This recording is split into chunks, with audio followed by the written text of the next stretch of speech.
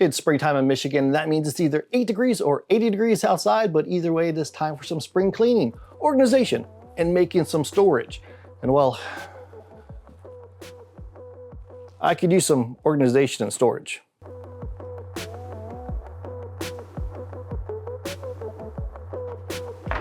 If I'm gonna make some storage, I want it to look cool. So I'm gonna go with a old school military ammunition box style.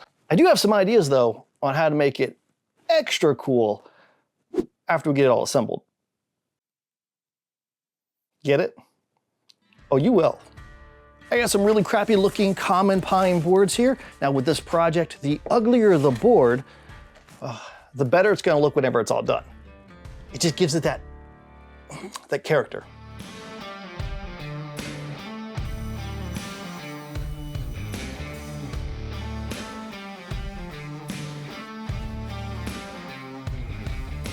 I cut a bunch of boards. Some of them are to their final dimensions. Some of them aren't just yet. These are the ends to the crate. Now, in the corner of each crate, you're gonna have a post. And so I've got some 2x4s here. So they're gonna go in the corner, and then you have a rope there that you can lift up.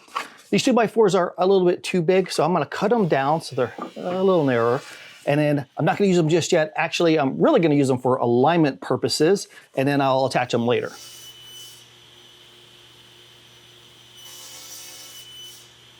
At the bottom of the crate, and I've got my 2x4s, put those on the ends, and then put my side up here and make sure that that's aligned, and I'll know exactly how much to cut.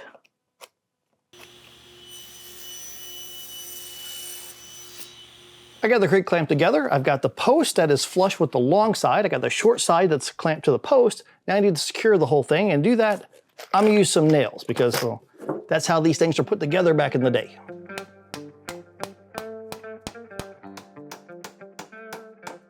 Flip this guy over, and the bottom here, I'll nail this into place. That's gonna tighten this entire thing up.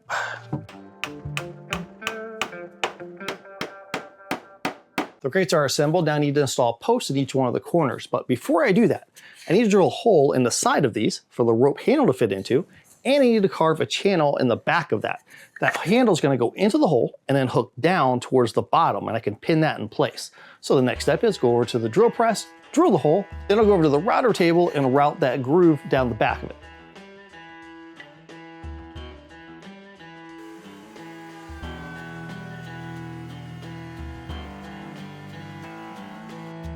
I know the original versions didn't use a router to do this. It was either a dado stack and a table saw or like a radial arm saw, because if you look at an old school one and if you took it apart, you'll see that there's saw marks here that made that groove. But you know, I didn't feel like trying to do that on my table saw and then this fly off and it hit me in the face. The bottom is nailed to the sides. If you put a whole bunch of stuff in this, that bottom could just fall out. But here's how it gets strengthened up. Your post goes here. You have nails that go through the post into the bottom of the crate. You have nails going through the long sides into the post. You have nails from the post into the ends and from the long sides into the ends. Well, what that does is it gives you a bunch of nails that are like this. That's why it's strong.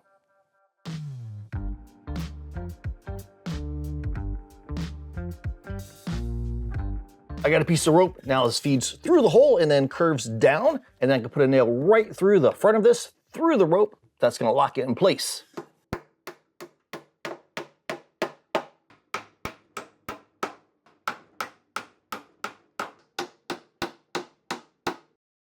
Check this out, I got some hardware that's made for military boxes or crates. That's gonna give it a little bit more realism to the whole look. The way these are designed, I'm gonna have to route out a mortise for the hinge to fit into. What I do like about this though is it's a wood crate. This isn't fine woodworking, so it doesn't have to be perfect. It's kind of expected these are gonna look a little bit sloppy because one crate's never gonna match the other crate. These things are just mass produced. And to top it off, I just use a centering bit, drill a pilot hole, and I've got some brass screws that match these things. Hey, not bad. Now I need some rails. I want to put some rails across the top. I want to put them underneath it too. That's going to raise it off the ground. And it makes it so if you have multiple crates, stack them on top of each other, they don't wiggle around.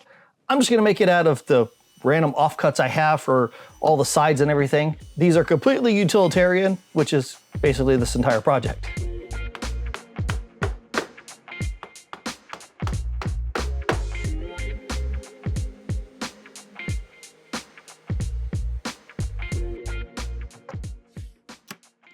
I totally dig this thing. I love the hardware too.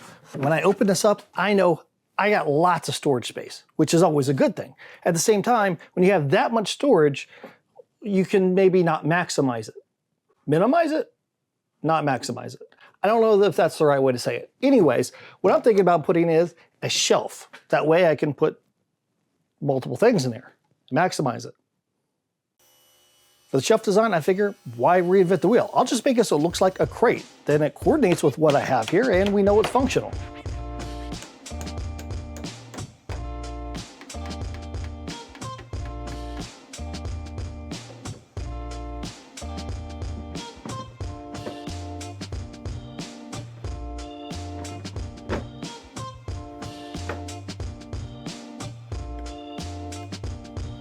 This thing looks fantastic. You got plenty of storage. This would be kind of cool if you put in like a kid's room or made a bigger one. You could kind of make it like a coffee table or something if you're going for a rustic look.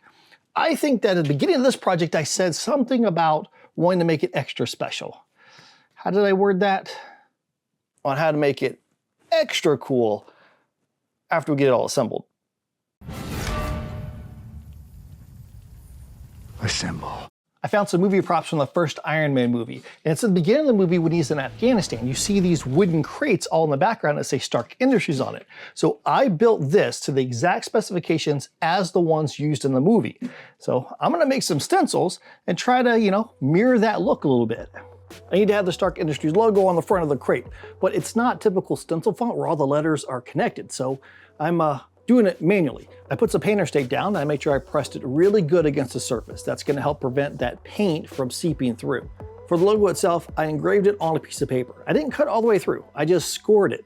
Now I took some spray adhesive and I stuck that logo on top of the painter's tape. I've got my X-Acto knife. I can put that into those score marks and use that as a guide so the tip of my knife can just travel along those score marks. I'm gonna get cleaner cuts.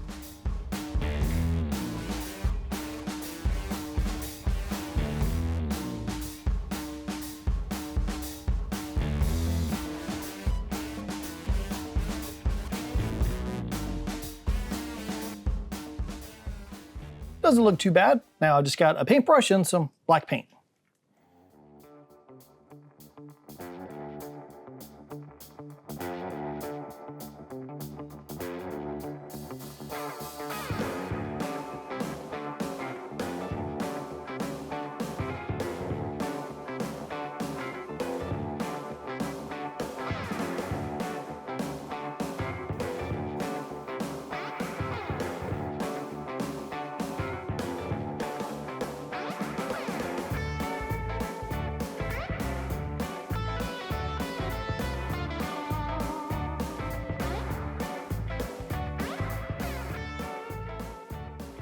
These are great. I can't wait to fill them up with junk and shove them in the corner someplace.